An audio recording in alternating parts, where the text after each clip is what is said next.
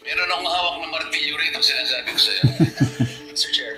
Huwag kang tatawa-tawa kasi hindi nakakatawa ito Kunyemas na bansa to.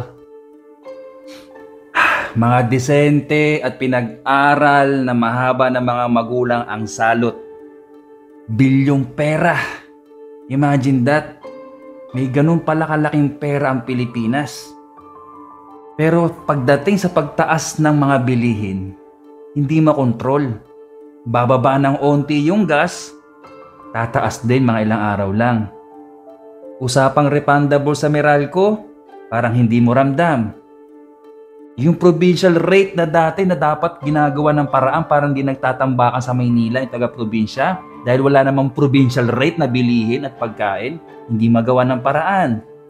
Yung pagdagdag ng sahod sa mga manggagawa na minimum wage, pahirapan. Kunyemas naman talaga.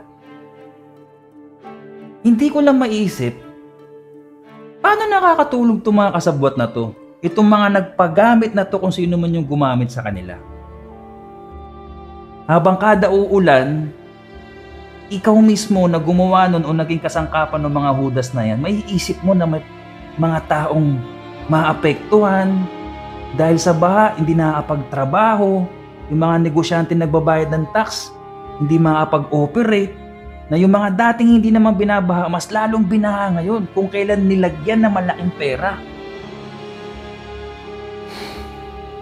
Kung ako lang, kunyemas gagawa ako ng Squid Games ng Pinas eh. Walang ibang premyo kundi yung kalayaan at isa lang ang dapat makaligtas. At isasama ko sa stage ng bawat laro nila na talagang kailangan may mamatay na isa o dalawa, tatlo.